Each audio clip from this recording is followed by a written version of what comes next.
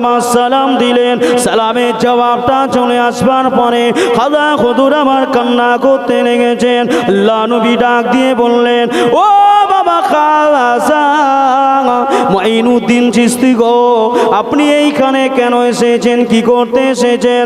আমি নবী সব কিন্তু জানি, তবে আমি নবী আপনাকে একটা কথা বলে দিই, আপনি এই মক্কা জমিনে, মদিনা জমিনে, ওয়াহাজাল বালাদিল ইয়ামিন, এই পবিত্র নগরীতে আপনার থাকা হবে না। আপনি চলে যান, চলে যান হিন্দুস্তানের জমিনে চলে যান। ওই হিন্দুস্তানের জমিনে আমার কোটি কোটি কোটি কোটি উম্মতি রয়েছে, যে উম্মতি গুলো নাকি আমি নবী আমাকে তারা চোখে দেখে নাই, আমি নবী আমাকে জীবনেও তারা চামড়া চোখে দেখে নাই। আমি নবী বলে দিলাম, আমি নবী আমার অসম্পূর্ণ কাজটাকে মদিনার জমিন থেকে গিয়ে ওই ভারতবর্ষের জমিনে, হিন্দুস্তানের জমিনে গিয়ে আপনি প্রচার করতে শুরু করে দেন। আর একটু জোরে বললেন না, নারী তাকবীর, নারী তাকবীর। খাজা গরিব নওয়াজ রহমাতুল্লাহ আলাইহি হিন্দুস্তানে এসেছিলেন না আসেননি? কথা বলেন। কি বলেছি আমি আগে?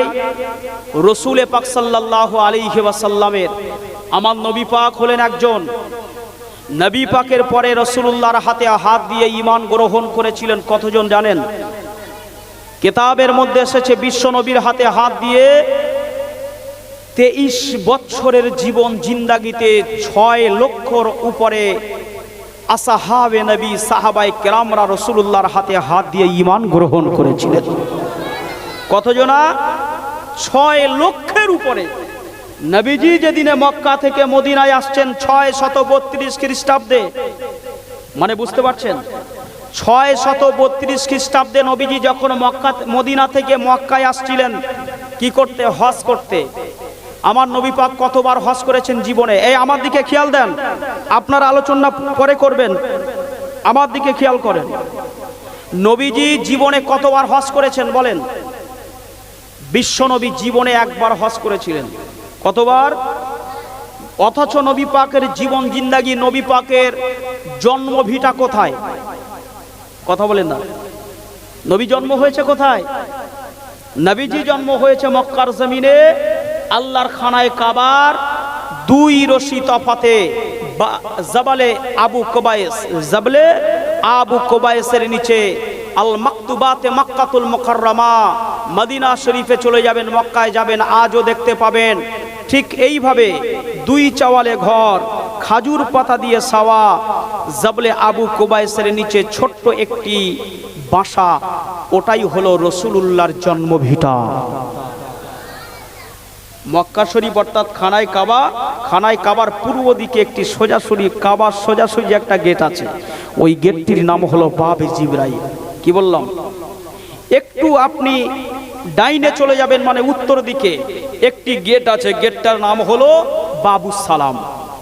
এই বাবু সালাম গেট দিয়ে বার হয়ে প্রথম নম্বরে এখন যদি আপনি যান 1 নম্বর টয়লেট পাবেন, টয়লেট বাথরুম। এটি হচ্ছে বিখ্যাত আন্তর্জাতিক কাফের। এই কাফেরটা চেনেন কে? বিশ্বনবী হাবিবুল্লাহর জাহানের দুশ্মন, কোরআনের দুশ্মন, তৌহিদের দুশ্মন আবু জাহেলের বাড়ি। এই আবু জাহেলের বাড়ির পরে হচ্ছে রাসূলুল্লাহর দাদা আব্দুল, নবী পাকের গ্র্যান্ডফাদার্স, রাসূলুল্লাহর গ্র্যান্ডফাদার্স হযরতে আব্দুল মুত্তালিব হুজুরের ঘর। আর আব্দুল মুত্তালিব হুজুরের ঘরের পরেই হচ্ছে জাবলে আবু কুবাইস। জাবালুন হলো পাহাড়, জাবাল মানে কি? পাহাড়। আর আবু কুবাইস ওই পাহাড়টার নাম। ওই জাবলে আবু কুবাইস পাহাড়ের নিচে বিশ্বনবীর জন্ম হয়েছিল। যে ঘরটাতে রাসূলুল্লাহ দুনিয়াতে এসেছিলেন ওই ঘরটা আজকে বর্তমান সৌদির গভর্নমেন্ট, সৌদির সরকার, সৌদির বাদশাহ ওটাকে মাকতুবাত বানিয়ে দিয়েছে। মাকতুবাত মানে বোঝেন? মাকতুবাত মানে হচ্ছে লাইব্রেরি, গ্রন্থঘর। পৃথিবীর 1 নম্বর লাইব্রেরি হচ্ছে মক্কা মদিনা শরীফে। তো রাসূলুল্লাহ তিনি মক্কার খানায় কাবার পাশেই জন্মগ্রহণ করেছেন, অথচ রাসূলুল্লাহ জীবনে কবার হজ করেছে? একবার। কারণটা কি? কারণটা শুনুন। নবীজি সাল্লাল্লাহু আলাইহি ওয়াসাল্লাম 570 খ্রিস্টাব্দে রবিউল আউয়াল শরীফের মাসের 12 তারিখে বিশ্বনবী দুনিয়াতে এসেছিলেন। লা লাইলুন লা নাহারুন, না রাত আর না দিনের মাঝখানে সুবহে সাদিক বলে একটি সময় আছে। এই সময়ে রাসূলুল্লাহ দুনিয়াতে আসলেন। কত খ্রিস্টাব্দ বললাম? 570 খ্রিস্টাব্দে নবীজি সাল্লাল্লাহু আলাইহি ওয়াসাল্লামের দুনিয়ার যখন বয়স 6 বছর, যখন মায়ের গর্ভে 6 মাস নবী পাকের আব্বা ইন্তেকাল করে গেছেন। নবীজির যখন দুনিয়ার বয়স 6 বছর, আম্মাজান দুনিয়া থেকে ইন্তেকাল করে গেছেন। নবীজির যখন 8 বছর বয়স, আব্বাজানের পিতামহ যেটাকে বলা হয় দাদু, এই পিতামহ দাদু দুনিয়া থেকে ইন্তেকাল করে গেছেন। নবীজি এখন থাকছেন চাচা আবু তালিবের অধীনে। কথা কি বুঝছেন? নবীজি সাল্লাল্লাহু আলাইহি ওয়াসাল্লামের দুনিয়ার বয়স যখন 40 সানাতান, নবীজির বয়স যখন 40 বছর, আল্লাহর নবী সাল্লাল্লাহু আলাইহি ওয়াসাল্লাম জাবলে রহমাত, আপনারা নাম শুনেছেন না? এটি কোথায়? পাহাড়টার নাম, এই পাহাড়টা কোথায়? আল্লাহর খানায় কাবা থেকে 3 মাইল তফাত, যেটি হলো খানায় কাবা থেকে 3 মাইল তফাত আরাফার ময়দান। আর এই আরাফার ময়দানের আগে আরেকটা জাবালুন রয়েছে, ওই জাবালের নাম হলো জাবলে নূর বা কোরআনের পাহাড়। জোরে বলুন সুবহানাল্লাহ। এই কোরআনের পাহাড়ে নবীজি সাল্লাল্লাহু আলাইহি ওয়াসাল্লাম এর গুহার মধ্যে, গারের মধ্যে, গার মানে হলো গুহা, গর্ত, এই পাহাড়ের গারের ভিতরে নবীজি 15টা বছর ধরে তিনি আল্লাহ পাকের ধ্যান করতেছিলেন। কথা বোঝেন? এই যে আজকে আমরা দেখেছি না ফুরফুরা শরীফের আলা হযরত ছোট হুজুর পীর কেবলা রাহমাতুল্লাহ আলাইহি ধনপোতার আকার জঙ্গলে গিয়ে তিনি আল্লাহর জিকির আজকার করতেন। শুনেছি না শোনেনি? আমরা হুজুরকে দেখিনি চোখে, আমাদের ছোট বয়স, ঠিক বললাম না ভুল বললাম? আমরা শুনেছি এক আল্লাহর ওলি 10 বছর 12 বছর 20 বছর করে জঙ্গলের মধ্যে রাত কাটিয়ে দিয়েছে, সারাটা দিন কাটিয়ে দিয়েছে। দুনিয়াদারির কথা তারা চিন্তা করেন নাই, কারণ আল্লাহকে পাওয়ার জন্য। ঠিক আমার রাসূলুল্লাহর উপরে কোরআন নাজিল হওয়ার আগে আম্মা খাদিজা রাদিয়াল্লাহু তাআলা আনহার শহীদ বিবাহ হওয়ার পরে নবীজি সাল্লাল্লাহু আলাইহি ওয়াসাল্লাম 25 বছর থেকে 40 বছর পর্যন্ত নবীজি পাহাড়ের গুহার মধ্যে তিনি আল্লাহর ধ্যানে মশগুল ছিলেন। আমি এগুলো যদি টান দিয়ে বলি আপনারা বুঝতে পারবেন না। আপনারা আজকে দাওয়াত করেছেন কিছু নেওয়ার জন্য তো নাকি গো? নাকি শুধু ওই ডিজে শুনবেন? ডিজে শুনলে ডিজে শুনিয়ে দিতে পারবো আমি, কোনো অসুবিধা নাই। জি, কিছু নেওয়ার জন্য। এই জন্য আপনাদেরকে আমি আগে যেটা আমার ভিতরে কনফিউজ হচ্ছে সেটি আমি জিজ্ঞাসা করে নিলাম যে না ঠিক আছে আলহামদুলিল্লাহ আপনাদের চাহিদা আছে নেওয়ার। তো হুজুর পাক সাল্লাল্লাহু আলাইহি ওয়াসাল্লাম যে তিনি 25 বছর জিন্দাগিতে তিনি বিবাহ করেছেন, তখন নবী পাক চাচা আবু তালেবের অধীনে ছিলেন। আর আবু তালিবের অধীনে থাকা অবস্থায় চাচা আবু তালেবের অনুমতি ক্রমে নবী পাকের বিবাহ হয়েছিল। এই 25 বছরের বিবাহ হওয়ার পরে নবীজি বাকি 15টা বছর 40 সানাতান 40টা বছরের মধ্যে 15 বছর নবীজি জাবলে নূরের, এই যে জাবালুন মানে হলো পাহাড়, যেটি হলো আলোর পাহাড়, ওই পাহাড়ের গর্তের মধ্যে নবীজি ধ্যান করতেছিলেন। এমতো অবস্থায় যখন 40 বছর পূর্ণ হয়ে গেছে, জিবরিল আমিন 1 তারিখে রাসূলুল্লাহর কাছে এসেছে। ওই সময়টা ছিল ইন্না নিশ্চয়ই আনজালনা নাজিল হয়েছে সুতরাং লাইলাতুল কদর, ওটি ছিল সেই পবিত্র লাইলাতুল কদরের রাত্রি। তাহলে এখানে প্রমাণিত হয় নবীজি রাতের বেলায় তিনি ধ্যান করছিলেন। এখানে প্রমাণিত হয় নবীজি রাতের বেলায় পাহাড়ের গুহার মধ্যে ছিলেন। এখানে প্রমাণিত হয় নবীজি সারা রাতটা জেগে জেগে তিনি আল্লাহর ইবাদত করেছিলেন। অথচ রাত হলে আমাদের ঘুম এসে যায় চোখে। ঠিক বলছি না ভুল বলছি? নবীজির উপরে কোরআন এসেছে। মুসলমান ঘরে ছেলে মেয়েরা, আমার নবীর উম্মতি গণেরা, আল্লাহ নবীর উপরে কোরআন এসে গেছে। ওই পবিত্র পবিত্র কোরআন জবলে নূরের ভিতরে আল্লাহ নবী তখন অবস্থান করছেন। এমত অবস্থায় সূরাতুল আলাক শরীফের খামসা আয়াত কাল্লা আমার হুজুরের কাছে পেশ করে দিলেন। জিবরিল আমিন আলাইহিস সালাতু ওয়াস সালাম, তাকে কোরআনের ভাষায় রুহুল আমিন বলা হয়, রুহুল কুদুস বলা হয়। একটা কোরআনুল কারীমের মধ্যে, এই পবিত্র কোরআনুল কারীমের মধ্যে জিবরিল আমিন আলাইহিস সালাতু ওয়াস সালামকে একাধিক নামে ডাকা হয়েছে। কখনো বলা হয়েছে রুহুল কুদুস, কখনো বলা হয়েছে রুহুল আমিন। এগুলো হলো জিবরিল আমিনের নাম। কখনো বলা হয়েছে রূহ, রূহ কথা অর্থ হচ্ছে জিবরিল আমিন। জিবরিল আমিন আলাইহিস সালাতু ওয়াস সালাম তাকে যখন এই কোরআন এমন করে নিয়ে এসে বিশ্ব নবীর কাছে পৌঁছে দিলেন, আল্লাহ নবী দিন ও দুনিয়ার বাদশা, আমার নবী দয়ান নবী নূর নবী হাবিবুল্লাহ নবীজির তখন দুনিয়ার বয়স হচ্ছে মাত্র 40 বছর। কত বছর বললাম? 40 বছর বয়স। এখন 40 বছর বয়স হলো দুনিয়ার বয়স। এমত অবস্থায় আল্লাহ পাক আমার নবীকে কোরআন দিয়ে দিলেন। এ নওজোয়ান তরুণেরা, এ নবীর উম্মত, আমার নবীর উপরে 40 বছর বয়সে কোরআন এসেছে। আর আমার নবী দয়ান নবীনে কোরআন কারীম দুনিয়াতে নাজিল হওয়ার পরেও সালাসুনা আশারা, আমার নবী 13টা বছর ধরে মক্কি জীবনে ছিলেন। এটি হলো সেই বিবাক্কাতা। কোরআনের ভাষায় বলা হয়েছে, মক্কার নামটাকে আল্লাহ কোরআনুল কারীমের মধ্যে বলেছেন বিবাক্কাতা। এটি হলো সেই মক্কি জীবন। আমার নবী কোরআন নাজিল হওয়ার পর আমার নবী দয়ান নবী নূর নবী আর 23টা বছর দুনিয়ায় বেঁচে ছিলেন। এই কোরআন নাজিল হওয়ার সঙ্গে সঙ্গে কিন্তু রোজা, নামাজ, হজ, যাকাত ফরজ হয় নাই। আমি আসলে কি বোঝাতে চাইছি আপনারা কি কিছু বুঝতে পারছেন? বুঝে কথা বলবেন, যদি না বুঝতে পারেন আমাকে একটু জিজ্ঞাসা করবেন। প্রথম কথা, আমি আপনাদেরকে জিজ্ঞাসা করেছি নবীজি কবার হজ করেছে? কথা বলেন। নবীজি একবার হজ করেছে। নবীজি একবার হজ কেন করলেন? ভালো করে বুঝবেন। নবীজির যখন দুনিয়ার বয়স 40 বছর, তখন নবী পাকের উপরে কি নাজিল হয়েছে? কোরআন নাজিল হয়েছে। কোরআন যখন নাজিল হয়েছে তখন বলা হয়েছে ইকরা। ইকরা কথার অর্থ কি? পড়ো। বিস্মি, তার নামে। কার নামে? রব্বিকাল্লাযী খলাক, যিনি সৃষ্টি করেছেন সমস্ত সৃষ্টির লোক। জোরে বলুন। আল্লাহ পাক কি সুন্দরভাবে কোরআনুল কারীম নাজিল করেছে দেখেন। নবীজি তখন পড়ার জন্য ব্যস্ত, তখন উম্মতীদেরকে পড়ানোর জন্য ব্যস্ত। আগে ঈমান ইসলাম প্রচারের কথা আল্লাহ বলেননি, ভালো করে বুঝবেন। আগে আল্লাহ নামাজ পড়তে বলেননি, আল্লাহ আগে রোজা রাখতে বলেননি, আল্লাহ আগে হজ করতে বলেননি, আল্লাহ আগে যাকাত দিতে বলেননি।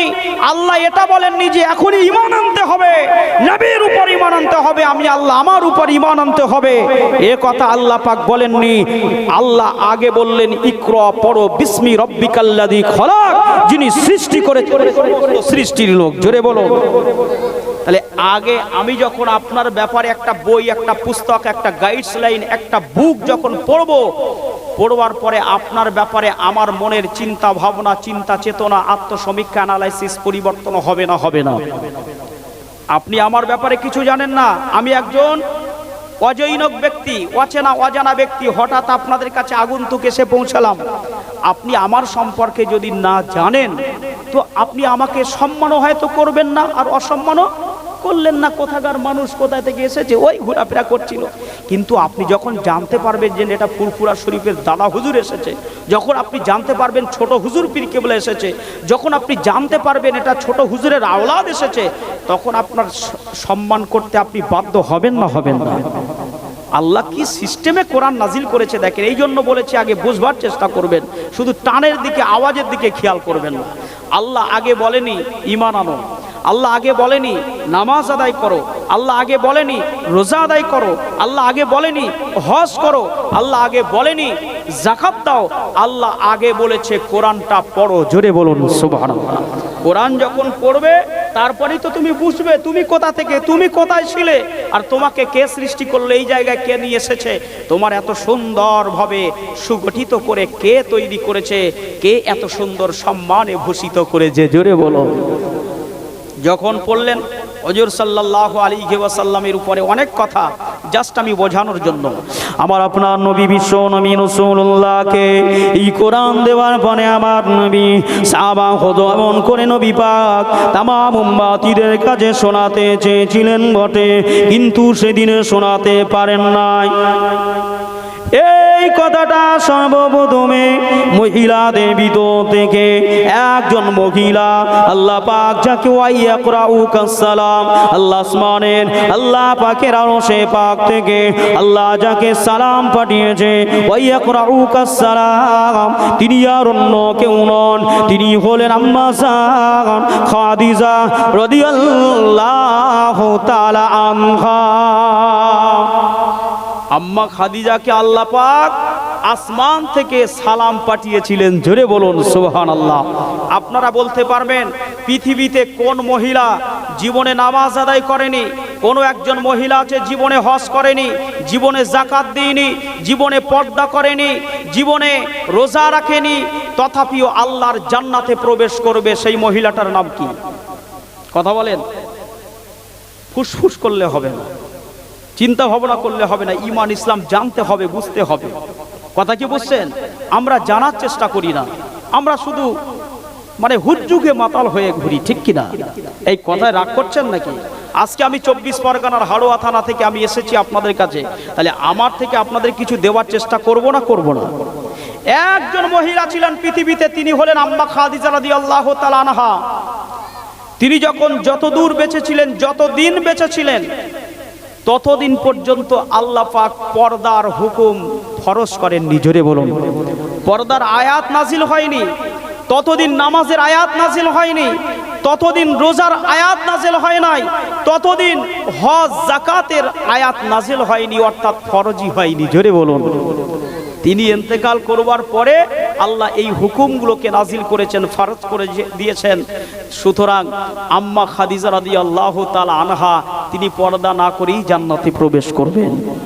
আম্মা খাদিজা তিনি নামাজ না আদায় করেই আল্লাহর জান্নাতে প্রবেশ করবেন। আম্মা খাদিজা তিনি হজ না করেই আল্লাহর জান্নাতে প্রবেশ করবেন। এমন মহিলার পৃথিবীতে একজন কেউ দেখাতে পারবেন না। জোরে বলুন। মুসলমান ঘরে ছেলে মেয়েরা, তাহলে আমি যে কথাটা আপনাদেরকে বলছিলাম, ও আমার উলুবেড়িয়া এলাকার নৌজওয়ানেরা, তরুণেরা, নবীরা, শেখেরা, আল্লাহ পাক আমার নবীকে কোরআন যখন দিয়ে দিলেন, এই কোরআনের মধ্যে আল্লাহ পাক সর্বপ্রথম তিনি তেলাওয়াতের কথা বললেন, সর্বপ্রথমে জানার কথাটা বললেন। আগে মাবুদের সম্পর্কে আপনি জানেন, আগে আমার সম্পর্কে আপনি জানেন, আমার উপরে ঈমান আপনি পরে নিয়ে আসবেন, আমার হুকুমগুলোকে পরে মানবেন। আগে আমার ব্যাপারে আপনি জানুন। যখন আপনি এই ছোট হুজুরের ব্যাপারে জেনে গেলেন, যখন মেজলা হুজুর মুফতি আজমের ব্যাপারে জেনে গেলেন, যখন মুস্তাফা মাদানী হুজুরের ব্যাপারে আপনি জেনে গেলেন, তখন আপনার সম্মান করাটা ওয়াজিবি হয়ে গেল, ঠিক কিনা? এ নওজওয়ানেরা, এই জন্য বিশ্ব নবী রাসূলুল্লাহ তিনি সালাসুনা আশারা, আল্লাহ নবী মক্কা জমিনেতে এই কোরআন নাজিলের পরে 13 বছর নবী আমার মক্কা জমিনে ছিলেন। এই 13 বছর থাকা অবস্থায় আল্লাহ নবী 621 খ্রিস্টাব্দে, অর্থাৎ নবী আমার দান নবী কোরআন নাজিলের 9 বছরের মাথায় আল্লাহ পাক আমার নবীকে তার আসমানেতে ডেকেছিলেন। পবিত্র কোরআনুল কারীমের 15 পারার মধ্যে সূরা বনী ইসরাঈলের মধ্যে আল্লাহ পাক জানিয়ে দিলেন, বিসমিল্লাহির রহমানির রহিম, সুবহানাল্লাযী ইসরা বিআবদিহি লাইলাম মিনাল মাসজিদিল হারাম ইলাল মাসজিদিল আকসাল্লাযী বারাকনা হাওলাহু লিনুরিয়াহু মিন আয়াতিনা ইন্নাহু হুয়াস সামিউল বাসীর। আল্লাহ পাক কোরআনুল কারীমের মধ্যে বললেন, ও জিবরাইল জিবরাইল, ও আমার ফেরেশতা জিবরাইল গো, যান যান মক্কা জমিনে চলে যান। আমার নবীর উপরে অত্যাচার করে কাফেরের দলেরা, মুশরিকের দলেরা, বেঈমানের দলেরা। তখন নামাজ ফরজ হয় নাই, তখন রোজা ফরজ হয় নাই, তখন হজ ফরজ হয় নাই, তখন যাকাত ফরজ হয় নাই, তখন শুধুমাত্র কোরআন পড়ার কথা বলা হয়েছে আর কোরআনের উপর ঈমান আনার কথা বলা হয়েছে। আমানতু বিল্লাহি, আল্লাহ পাকের উপর ঈমান আনুন।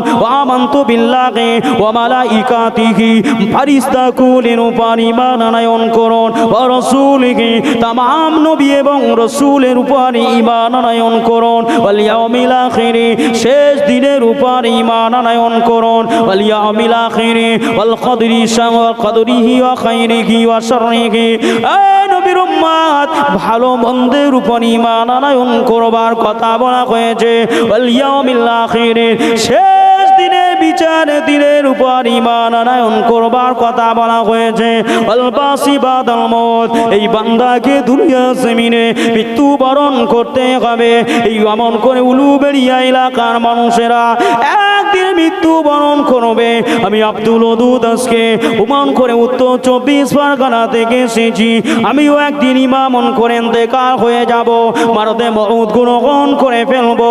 এর উপর ঈমান আনার কথা বলা হয়েছে। আগে ঈমান প্রথমে বলা হয়েছে পড়ার কথা, দ্বিতীয় নম্বরে বলা হয়েছে ঈমান আনার কথা। এরপরে এই ঈমান আনার কথা বলবার পরে, পড়বার কথা বলবার পরে 9 বছর পরে আল্লাহ কোরআনে নামাজ ফরজ করে দিয়েছে। তাহলে প্রথমে বলা হয়েছে পড়ো, তারপরে বলা হয়েছে কি ঈমান আনো। এরপরে ঈমান আনার কথা বলেছে, পড়ার কথা বলবার পরে 9 বছর পরে আল্লাহ পাক বলছে এবারে নামাজ পড়তে হবে। তোমরা কোরআন পড়েছো, তোমরা কোরআন পড়েছো, তোমরা নবী পাকের উপর ঈমান এনেছো, আমি আল্লাহ আমার উপর ঈমান এনেছো, আমার ফেরেশতাদের উপর ঈমান এনেছো, ভালো মন্দের উপর ঈমান এনেছো, তাকদীরের উপর ঈমান এনেছো, ওয়াল ইয়াউমিল আখির, শেষ দিনের উপরে ঈমান এনেছো, ওয়াল বাসি বাদাল মউত, হায়াত মাউতের উপরে ঈমান এনেছো, ওয়া শাররিহি ওয়া খাইরিহি, ভালো আর মন্দের উপর ঈমান এনেছো। এখন ঈমান যখন এনেছো, আমি আল্লাহ আমার উপরে বিশ্বাস স্থাপন যখন করেছো, তবে আমি আল্লাহ তোমাদেরকে একটা হুকুম করে দিচ্ছি। ওই হুকুমটা হলো 5 ওয়াক্ত নামাজ আদায় করে না। তাহলে তখনও কি হজ ফরজ হয়েছে? কথা বলেন, হজ কিন্তু তখন ফরজ হয়নি। দেখেন, প্রথমে পড়ার কথা বলা হয়েছে, দ্বিতীয় নম্বরে ঈমানের কথা বলা হয়েছে, তৃতীয় নম্বরে আল্লাহ পাক বলছে এবারে তুমি নামাজ আদায় করো, আকিমুস সালাহ। আল্লাহ পাক বলছে তুমি নামাজ আদায় করো। এরপরে নামাজ আদায়ের এই যে ঘোষণাটা আল্লাহ দিলেন, এটি দিয়েছেন 621 খ্রিস্টাব্দ, 621 খ্রিস্টাব্দ। আর এই 21 খ্রিস্টাব্দে যখন নামাজের কথা বলা হয়েছে, এবারে আমার আল্লাহ পাক বলছেন ও আমার হাবিবে পয়গম্বর নূরে মুজাসসাম, এবারে আপনি 622 খ্রিস্টাব্দ যখন পড়ে গেছে, নবীজিকে আল্লাহ পাক বললেন এবারে আপনি মক্কা থেকে মদিনায় চলে যান। জোরে বলুন। নবীকে আল্লাহ পাক মক্কা থেকে কোথায় পাঠালেন?